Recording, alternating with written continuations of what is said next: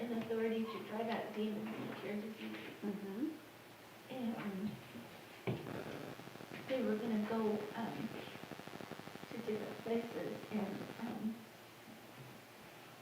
he told them to not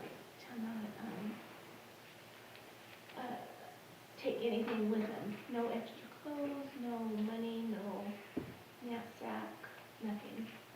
Just, and then to stay in the first house that invites you. Don't have 5 choices and they're the richest, so I really stay with them. Right. So they're going to be, he's putting them in a situation where they're going to have to depend on the hospitality of the people in the villages where they go.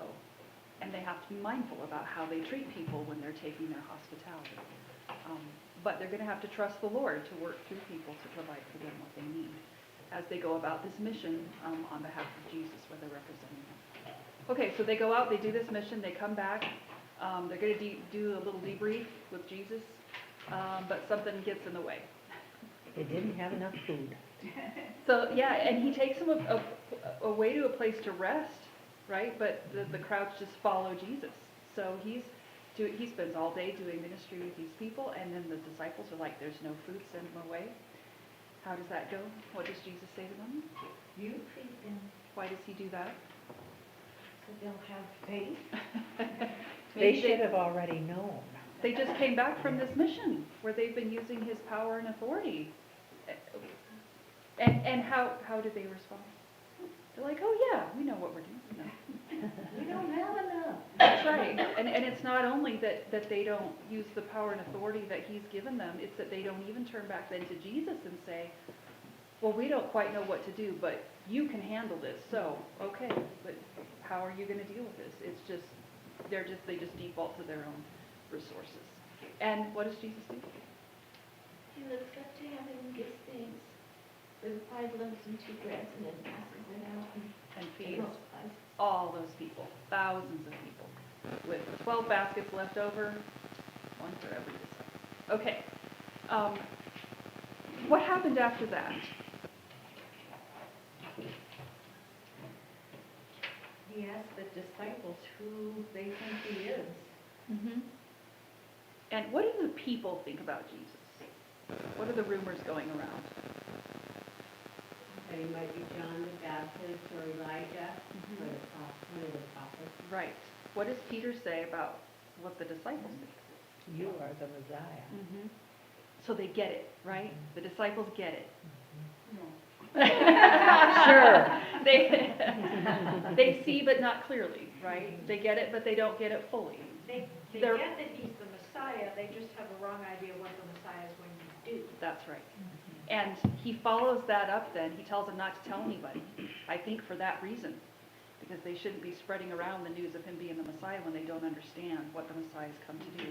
But then he also gives them a little bit of teaching on discipleship, because if he's a Messiah who's going to suffer, which is what he tells them there, then as his disciples, they should expect that they're going to suffer too.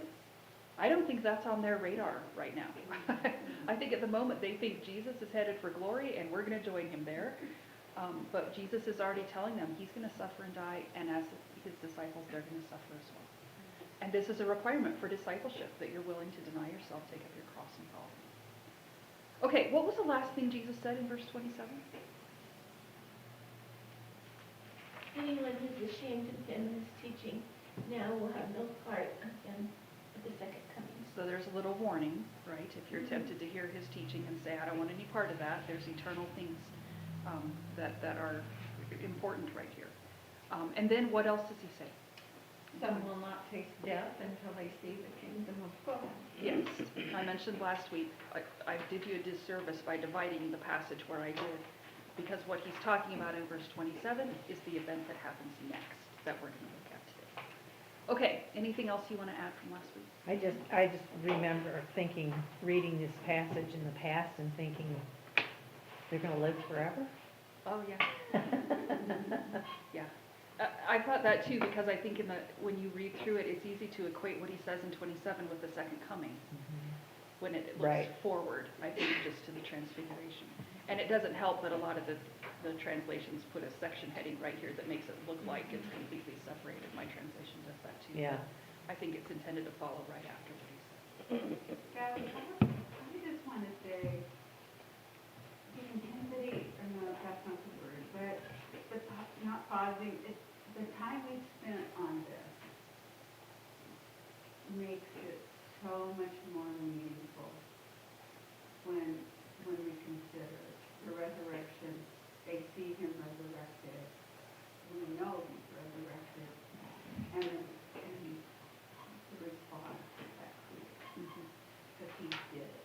Yeah. When we get to Acts too, it's going to be, yeah. Yeah.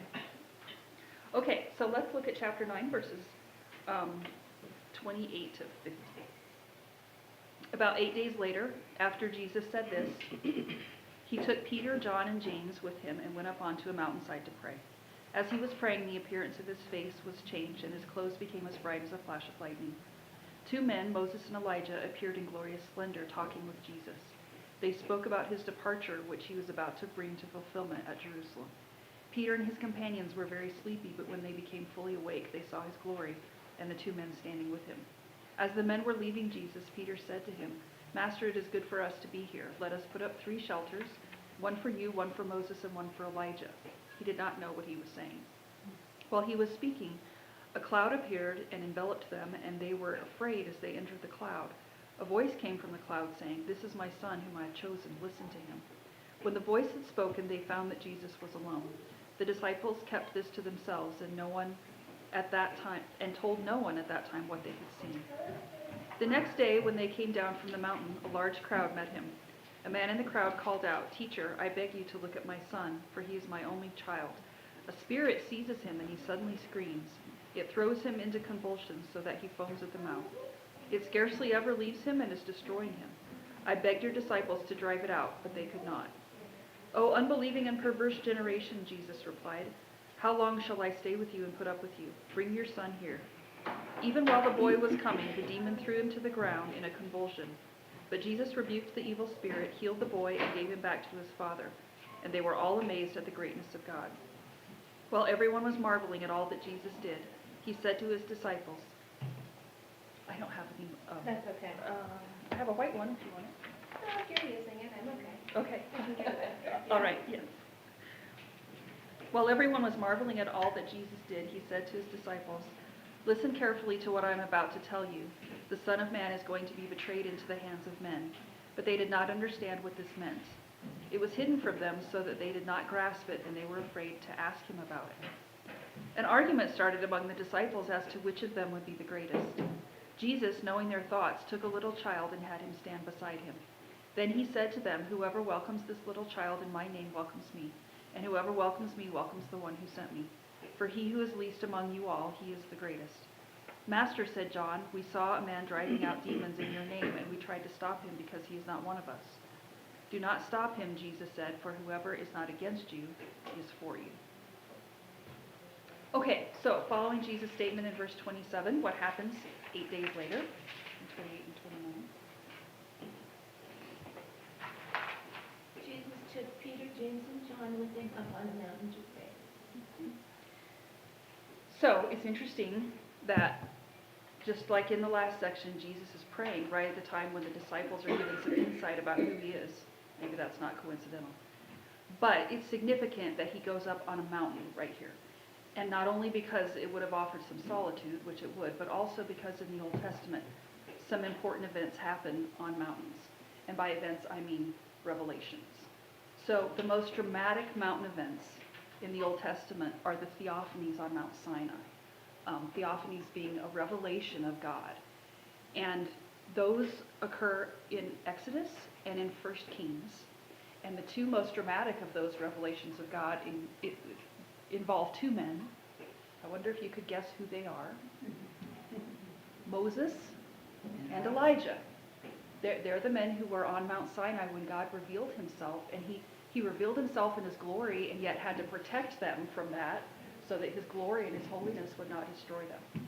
But they got a glimpse of the unfiltered glory of God on Mount Sinai. And what we're going to see in this passage here is a sort of parallel to those theophanies of the Old Testament. but who it is who reveals the glory of God. Well, who is it? What happens on the top of the mountain? Moses and Elijah came. Yeah, what happens to Jesus? His face changed. Mm-hmm. How do they know it was Moses and Elijah? That's what I wondered that too. That's kind of the, Uh-huh. say their names. Hi Moses, hi Elijah. How are you? It might have been obvious from the conversation. Mm-hmm. Or it might be, when you see people in their resurrected bodies, maybe you'll recognize them. Yeah. It might be that when you get to Just heaven, you'll reveal. recognize people. I don't know. But Jesus is That praying. brings up a whole nother story. It does. What do we look like when we're in their resurrected body? We won't care.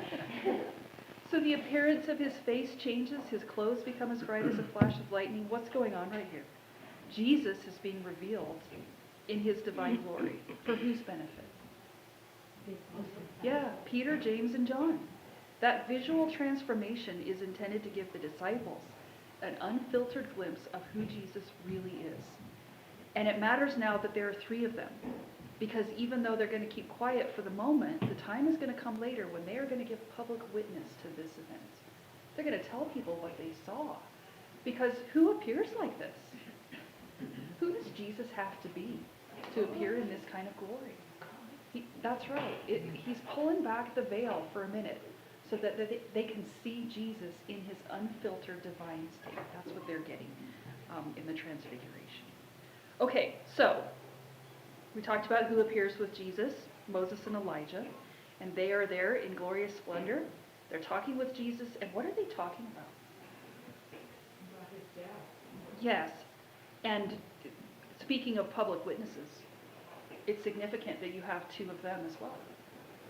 I mean, that you have 2 prophets who are here witnessing to Jesus. 2 prophets from the Old Testament who, by the way, are mentioned in the rumor mill, right? I mean, people are looking at Jesus and thinking maybe he's one of the prophets of old, come back from the dead, like Moses. Maybe he's Elijah. Well, the fact that they're appearing with him right here makes it clear he's not either one of those guys. He's somebody in a completely different category altogether. And so here are these 2 prophets from the past who, by their presence, give testimony to Jesus and to his mission. Now, they're talking about his departure, which he's about to bring to fulfillment at Jerusalem. Now, that word, departure, it's referring to his death, but the word literally is the word exodus. So, here's the thing. If it means his death, which it does, why do you think Luke would use the word exodus right here instead of just saying the time for his death was coming? Because he doesn't stay dead. Right? What does it have to do with an exodus? He's going to set us free, Like Moses taking The People out of Egypt. That's right. When you use that idea of an exodus, it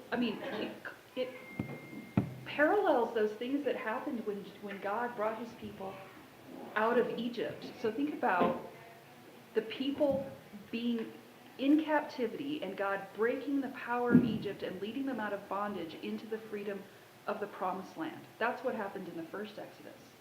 What's going to happen in the second Exodus? Jesus is going to break the power, not of Rome, but of sin and death. And he's going to lead his people out of captivity into the freedom of eternal life in God's presence. It's going to be a second Exodus way better than the first one that happened in Egypt. This is the ultimate goal of Isaiah 61, that Jesus will liberate his people from bondage through his death and resurrection. Now, it's interesting that after telling the disciples about his suffering and death and them not having a clue what he's talking about, Jesus is right here having that same conversation with Moses and Elijah, and they totally understand what he's talking about. They get it, and they fully engage with him about this. They know what the disciples don't yet grasp about Jesus' identity and his mission. And the topic of their discussion right here, I think, stands in shocking contrast to how Jesus appears. I mean, his appearance is supremely glorious, but what is he talking about? The ultimate humiliation of the crucifixion that's coming. It's an amazing conversation to hear God talking about dying. But that's the conversation that's going on this mountain. Okay, now what does Luke say about the disciples then, in verses 32 and 33? They were really tired, and when they woke up, they saw this glory. So it seems like while Jesus was praying, they get sleepy, and this won't be the last time that happens. You know, there's another place where it talks about them being sleepy. Because like blindness, sleep is sometimes a metaphor for spiritual dullness. And that would seem to be appropriate right here. But when they come fully awake, they see the glory of Jesus and of Moses and Elijah. It's frightening. It's bewildering. Peter's flummoxed. What does he say? Should we leave? What's that? Should we leave? Can we be in your presence? And he suggests something right here. Let's build him. That's interesting. Let's put up 3 tents, right? He says it's good for them to be there, but now let's erect 3 shelters, one for Jesus, one for Moses, one for Elijah. So they can stay there forever. Yeah, and well, here's the thing. It might So they can stay there forever. it might seem odd, but it's not really, because Peter's not suggesting they have a camp out. That word for a shelter or a tent is the same word that's used elsewhere to refer to the tabernacle. So when a pious Jew is faced with the awesome and overwhelming glory of God, what does he do? He defaults to his knowledge of the Old Testament and suggests building a tabernacle, or 3. That's the interesting thing, though, because he's equating them all at the same level. I think he doesn't know Take one. what to do with the glory, Right. but he knows that the glory is dangerous, because any Jew who knows his Old Testament knows the glory's a little scary. And so his suggestion, if the tabernacle is where God and his glory dwell in the midst of his people, then Peter's suggestion isn't far-fetched so much as it just completely misses the point of what's happening in front of him. I think the reason Luke adds that Peter doesn't know what he's saying isn't because it's nonsense. It's because Peter's trying to pour Jesus into an old wineskin. He's trying to fit Jesus into the system that he knows from the Old Testament law. And Jesus hasn't come to rebuild the tabernacle. He's come to replace it. If he's God in human form, then his body is itself the tabernacle. In fact, that's how John puts it in the first chapter of the Gospel of John. He says that Jesus came and tabernacled among us. It says in a lot of the English translations, it says he came and dwelt among us, but literally John uses the word tabernacled because Jesus is now dwelling as God with his people. And it's his human body now that is essentially the tabernacle that shrouds the glory of God and mediates his presence to us. So here's Peter trying to figure out what's happening right in front of him, but he just doesn't have a category for this. And it's clear in what comes out of his mouth. Now, while Peter's still speaking, what happens in 34 to 36? Covered with a cloud. So the cloud comes and covers them, and they're all like, whew. Which is reminiscent of the Old Testament. That's right. We're right back to things that happened on Mount Sinai. And they're afraid when the cloud comes on them, which you would be if you know those things from the Old Testament. And then what happens? God speak. Within the cloud is the presence of the Father himself. And when he speaks, what does he say? This is my son with whom I'm well pleased. Whom I've chosen, and then what does he add? Listen. Oh, yeah. So who's he talking to? Peter, James, and John. That's right.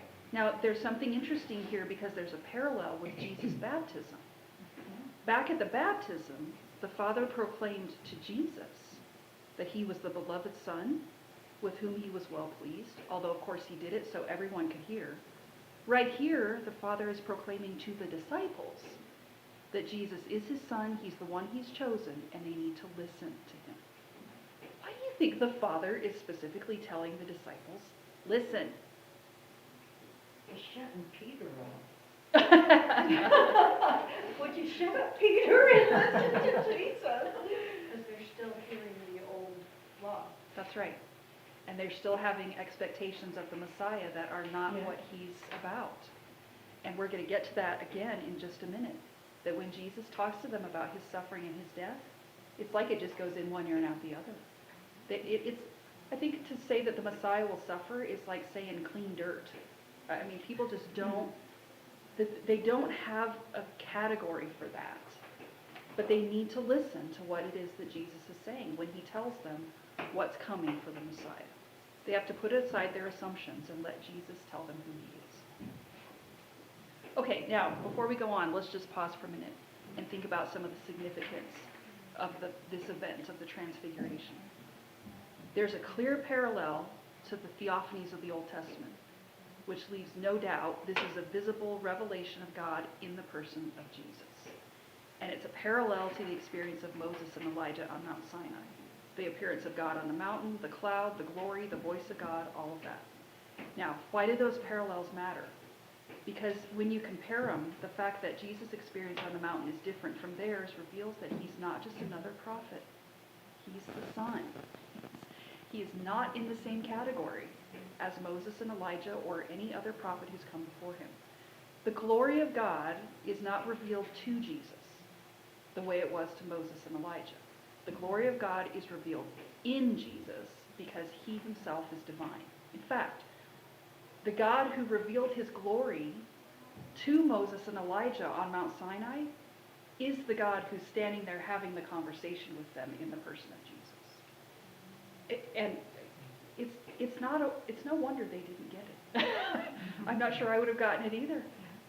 But here is God in his glory, but revealed in the man they've been following, the man they're his disciples. Now they're seeing that he is God in human form. And he isn't just a newer, better version of Moses or Elijah.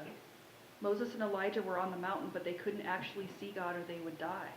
The disciples see God, but they don't die because they're seeing him incarnated in the person of Jesus. The purpose of the tabernacle was to provide this place for God to dwell among his people while protecting them from his holiness. But now God is dwelling among his people as a human being. And at the end of everything, well, what's the scene at the end in verse 36? Don't tell anyone what you're saying. Mm-hmm. And after the voice speaks, everybody else is gone, right? And Jesus is the only one left. Because Jesus was the point all along. Jesus is the one that Moses and Elijah were pointing to. He's the climax of the narrative. And so here he is left all alone. All of that happens right after he told his disciples last week that he would suffer and die. The cross is ahead of him, and the disciples don't quite understand what's coming. I think that's why they keep it quiet and don't tell anybody what they've seen, because they don't really get it. But it's important that they see this because it's a little hint to them. Suffering is not going to be the last word because they've seen who Jesus really is. They've seen enough of him that they should know death is not going to be able to keep a hold of him. Of course, it's interesting to think about that because how many of them were standing outside the tomb on the third day? They weren't there, right? They didn't connect the dots. But Jesus is laying a foundation for them to be able to understand when he dies, it's not going to be the last word. And it's interesting, I think, that Peter does come around. You know that he does. Here is verse 27 fulfilled, that these three men get a taste of the coming of God's kingdom before they die. Peter doesn't understand it yet, but he's going to later. And he's going to witness to it. So he actually mentions this, the transfiguration, in 2 Peter chapter 1. He's talking to the readers about the difference between the disciples, the apostles, and their teaching of the gospel, and the false teachers who were spreading different kinds of things. And he says in 2 Peter 1, 16 and 17, "We did not follow cleverly invented stories when we told you about the power and coming of our Lord Jesus Christ, but we were eyewitnesses of his majesty.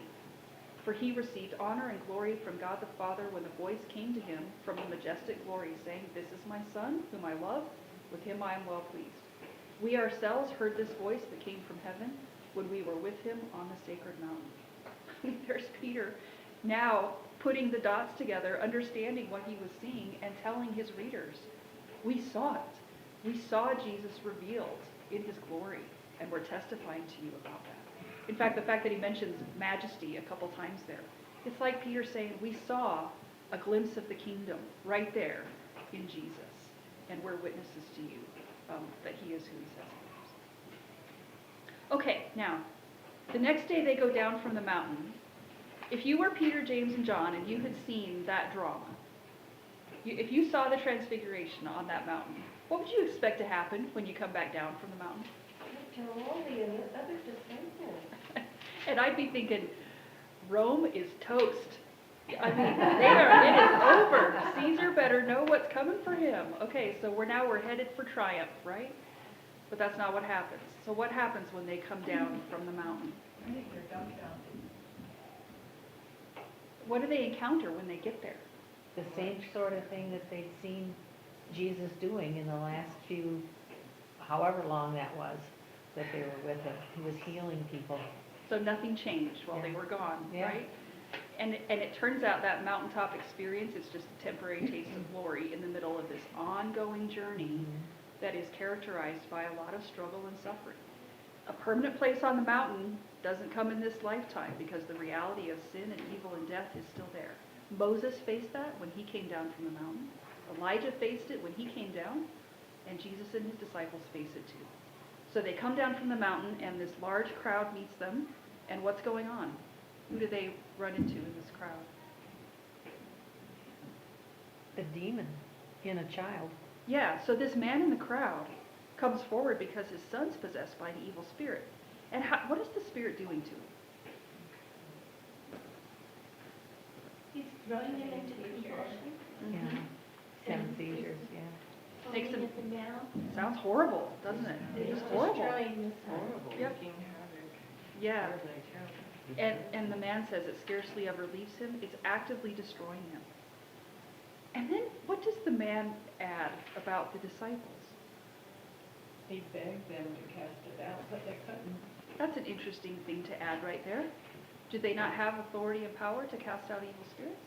Beginning of 12, it says they did. And Beginning of 9, yep, he sends them out. that's right. This very chapter, they were given authority and power to drive out evil spirits, but right here they can't. So why did they fail?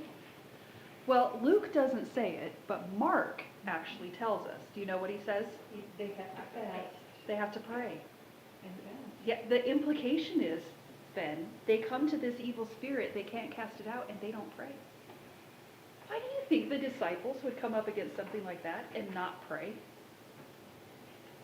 They were in a hurry. And they thought, oh, we've done this before. Uh-huh. And Yeah. so it's like, It's no big deal, we should be able to yeah, do we. it. The assumption they're at God level. Yeah. Isn't there a sort of pride that comes out in that then? That not only do they not pray before they try, but then when they fail, they still don't pray. As if we've been given the power and authority and now it's ours to do with whatever we're going to do. As if you don't have to sustain an ongoing relationship to God to be able to use his power and his authority for his purposes. So they fail and they don't pray about it. How does Jesus respond when this man says what he does about the disciples?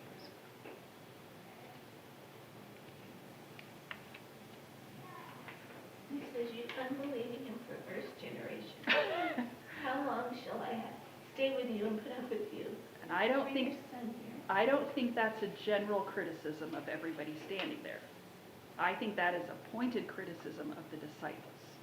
And it's not subtle.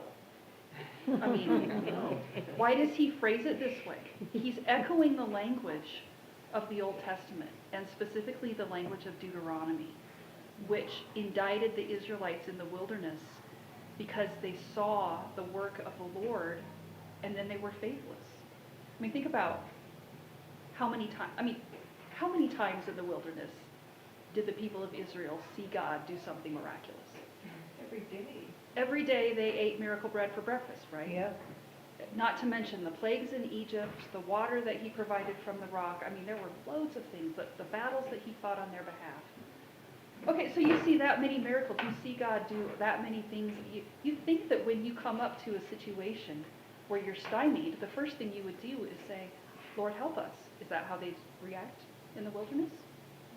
What do they do in the wilderness?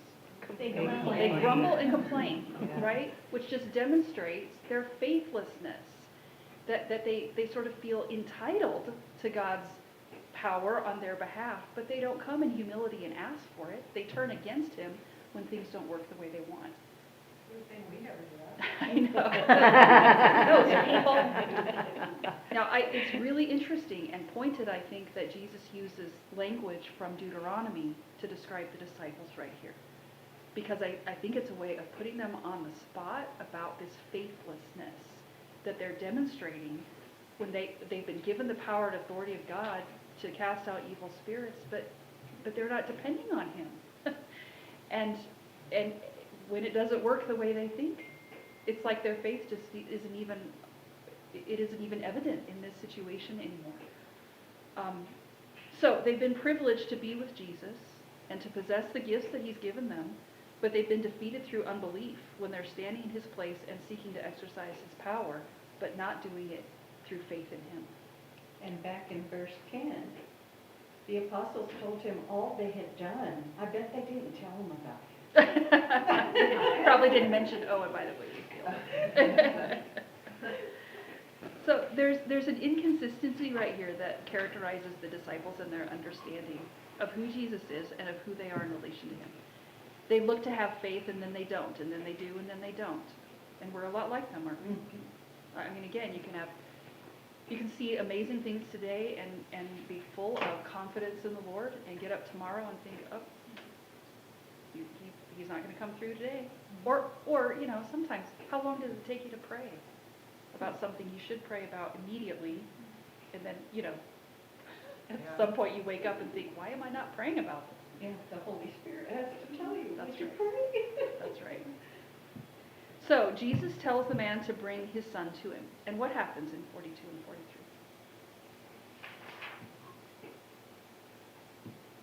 The demon was really trying to stay. He didn't Yeah. want to be cast out. That's right. I mean, even while the boy's on the way, Yeah. the demon's throwing him on the ground and convulsing him. And I'm betting that everybody who's watching this is thinking, oh, this demon is way too powerful. If the disciples couldn't cast him out, and look what he's doing right now, ooh, what's going to happen next? Well, what happens next? He gets thrown. He rebukes him. There's that word again. Rebuke implies authority.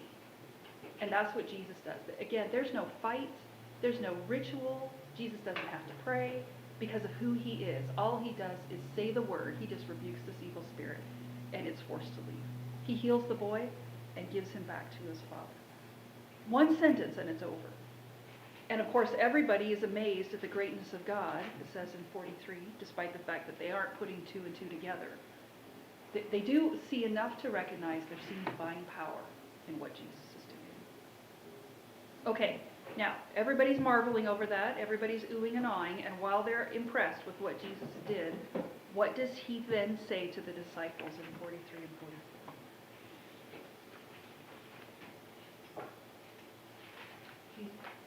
Trying to ready them again because he's going to be delivered to death. That's right. He says the Son of Man, the one with all dominion and authority in Daniel 7, is going to be delivered into the hands of men because God's going to hand him over to be executed. But the disciples don't understand what he means. The secrets of the kingdom have been given to them. Jesus has already said that, but there's still things they don't grasp. It won't always be this way, but as yet they don't get it. And whether it's because it sounds ominous or because they don't want to look foolish, they're afraid to ask him about it. But now here's the question. Why do you think Jesus says that to the disciples right at this point? I mean, everybody's impressed by his power. Why does he dampen the mood just when everybody's like marveling over his authority? Because how can someone with such amazing power die? I mean, I wouldn't get it either. Why do you think Jesus inserts that bit right here? Because he knows they're still not understanding. Mm-hmm. Yeah, don't let these words sink into your ears. Yeah, Every time they see stuff like this, they go right back to what you said, Rome is toast. that's right. And that's not the goal. All these instances of casting out evil spirits are little defeats of Satan. All the miracles where Jesus gives people freedom from physical and spiritual bondage, those are little liberations. Where is the ultimate defeat of Satan going to happen? On the cross. But, I mean, where's the ultimate liberation of God's people and the ultimate final deliverance? It happens on the cross. No matter how impressed people are with all the amazing stuff that Jesus is doing, what he's making clear to the disciples is, this is not the goal. The cross is the goal, because that's where Satan finally gets defeated. So no matter how impressed people are, we are headed toward the crucifixion, and the disciples need to know that. This is always the direction we're going toward. Because if Jesus does all this stuff, but he never goes to the cross, Satan never gets defeated. We never get liberated. So this is the direction they're going. So the glory of Jesus, both when he's transfigured and when he does this miracle, his glory is bookended by these prophecies about the suffering that's coming. But the disciples fail to grasp his identity and his mission, and because of that, they also fail to grasp the mission of their own discipleship, which we're going to see. What happens next in 46?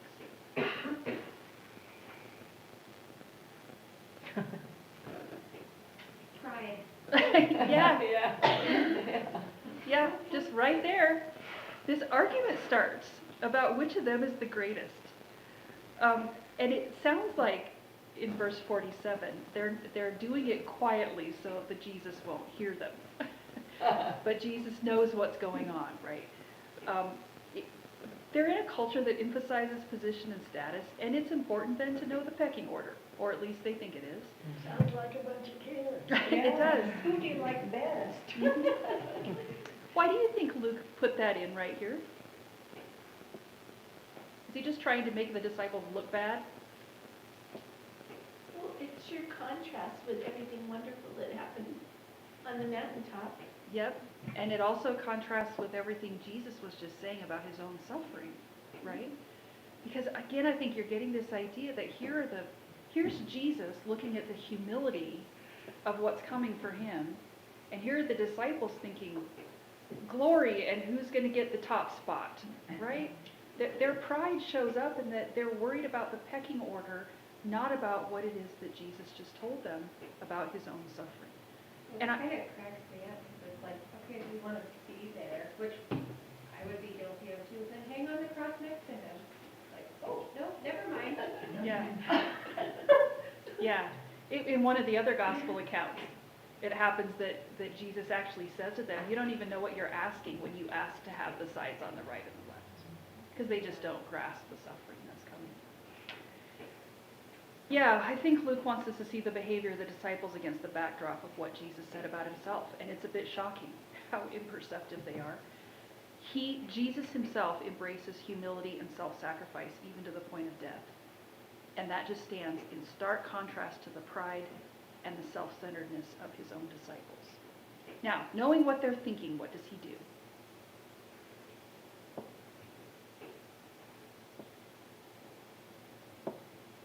He gets a child stand by, and we told him that whoever welcomes this child in my name welcomes me, and whoever welcomes me welcomes the one who sent me. Mm-hmm. For there's one who is least among you who is the greatest. Yes. Now, a small child, we tend to have more value for small children in our culture. But in Greek and Roman societies, children were disposable. I mean, they were basically just disregarded as being insignificant. And so Jesus is taking the most insignificant person and having this child stand there beside him and then telling the disciples, you welcome him, you welcome me, you welcome me, you welcome the Father.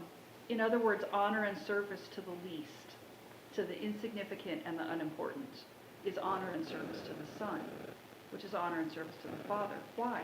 Because in the kingdom of God, the world's conventions get turned upside down, so that the least become the greatest. This is what we've been seeing since the Song of Mary, back in chapter 1. It's the pattern that Jesus himself has laid out for them. And if anybody should know that, it should be Peter, James, and John, who just saw the transfiguration. Jesus left the glory of heaven and the splendor of his Father's presence to become a human being, suffer, and die. He literally is the greatest.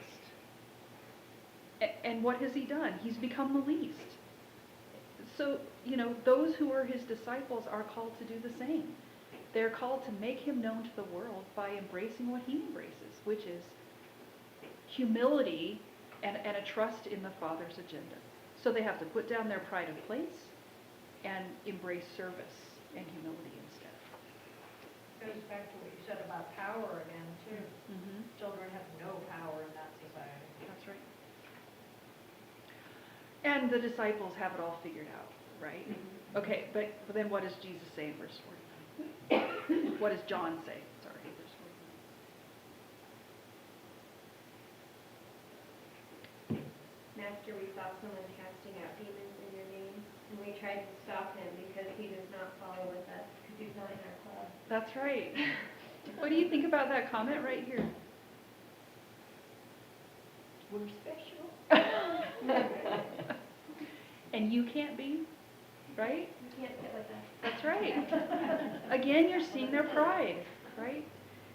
There are a couple things that got my attention here. For one thing, if this other man's driving out demons in Jesus' name, then whose power is it that's at work? I mean, isn't it the power of God, and isn't that a good thing? And why would the disciples have a problem with that? And it's interesting the way they put it, the way that John phrases it. He doesn't say about the man, he doesn't follow you, Jesus. He says he's not one of us. Yeah, that's the issue, that they've got their little club now. And they consider it an exclusive club where nobody else is allowed. As if they're trying to guard their privilege by telling other people, if you're not one of the 12, you shouldn't be participating in anything Jesus is doing. And the irony is what just happened back in verse 40. I wonder if the problem was that perhaps he was more successful than them. Yeah, they failed. They failed at driving out an evil spirit. So I do wonder when they get to this point if maybe they're thinking this guy's making us look bad. I don't know. But when they just failed in using the power and authority that Jesus had given them, and then they turn around and say to somebody else who's doing it, you stop that because you're not one of us. There's an elitist kind of attitude just coming to the surface. That's right. But also, John might have thought this person wasn't sent out by Jesus like they were. And that if it's a misunderstanding that way, that's also something that has to be confronted, because how many other people are going to be sent out by Jesus? I mean, when we get just a couple chapters later, actually chapter 10, it's the next chapter, then he's going to send out a whole group of people. And so the disciples have to get into their heads. They have a privilege in being part of Jesus' inner circle. But it's not a privilege that's supposed to be protected. It's a privilege that's supposed to be shared. It's a privilege where they're supposed to go out and bring people in, not go out and say, and you don't belong, and you don't belong, and you don't belong, and you stop doing that. Isn't that why part of the reason that the world doesn't believe in Jesus is because churches do that exact same thing? There is a tendency to sometimes have a little club, isn't there? To say, No, but you I don't mean- belong to us. Right, that's what, That's right. which congregation is going to heaven, that kind of thing. There's so many different religions because we disagree on things and how do we appeal to an unchurched person when they say, you guys say that this one is wrong and you say they're wrong? Yeah. But it's a horrible indictment on us, just like on them. There are things that divide us rightly, which is the gospel, right? Who Jesus is, what he's done for us. There are things that are non-negotiable, and those things will divide us. But there are lots of things that are negotiable, that should not divide us. And if they stand in the way of the gospel being spread, they have to go. And I think that's one of the things you're seeing right here is that Jesus is not forming an exclusive club that nobody else can come into. If you reject him, you're never going to be part of this club. But it's not intended to be something where if you're not part of the 12, you don't get to play. How does Jesus answer them? How does he answer John? Do not startle, for the one who is not against you is for you. Mhm. Anyone who isn't acting in opposition to the disciples is on the same side. And they need to know this as they go forward, because their ministry is going to expand, especially when we get to the book of Acts. They need to know that God is going to use all kinds of unexpected people to do his work. They are just the beginning. They're not the end, they're the beginning. So there's no place for this kind of competitive or exclusivist attitude in the ministry of Jesus. One of the writers that I read said these two segments serve as an inoculation against pride and a standing reminder that the fellowship of Jesus has no need of hot shots. Yeah, that's right. Jesus doesn't need hot shots. He needs people, needs isn't the right word. He wants people who come in humility. Because when you come in humility, that's when you become most useful. When you are coming, putting down your priorities and saying to Jesus, let your priorities become mine. In listening to John MacArthur's message online today, he said the Hebrew word for humility means laying face down. Mm-hmm. So you're submitting, and what are you doing with your hands? I mean, you're laying face down, Mm-hmm. flat on your face, so there's nothing that's of you really except for you're submitting yourself. Mm-hmm. And then the other thing is this, 49:50, the disciples were so riled up about this guy casting out demons in Jesus' name.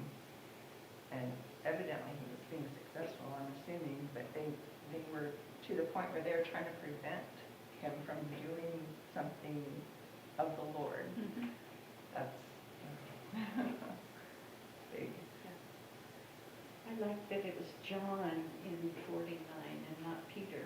Yeah, this John is the disciple he loved, Jesus loved, and even he questions. That's Yeah. right. And well, let me ask you, why do you think that Luke includes so many snippets like this that make the disciples look bad? Because we're just like them. That's right. I think it is here for our encouragement and also for our conviction.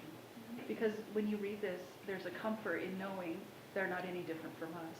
And there's also the challenge of looking at it and saying, do I do what they did? Right? It's comforting to know they're not an elite group of men who had it all figured out. They have to have their eyes opened by Jesus, just like everybody else does. And Jesus takes his time doing it. And that's going to provide for them a proper kind of humility when we get to the book of Acts. When you're going to see them just very different in the way that they go about service on the other side of Pentecost. But I think there's something going on here with Jesus humbling them in all of this that's going to make a difference in how they do their ministry later. And it's important for us to see that, because if we recognize those things in ourselves, well, we have the example of the disciples to say, humility is what it is that the Lord wants, not an exclusive attitude or pride of place or, where's the pecking order kind of nonsense. Because, remind you that there's, he doesn't set people above others, it's like an even playing field. That's right. Like these three were just in the presence of God and then arguing about that. Mm-hmm. It is comforting. And I was like, okay. Yeah. They're people too. Mm-hmm. Who God is using. That's right. Sometimes I think if there's hope for Peter, there's hope for me. That should be a bumper sticker.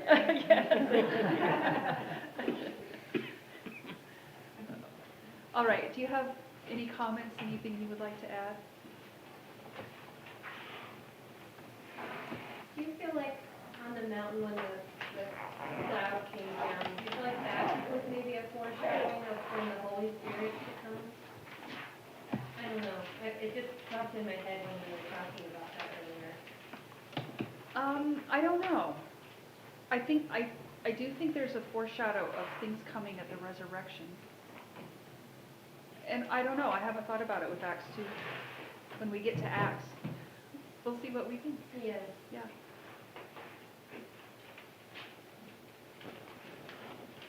All right, anything else? Okay, we will stop there.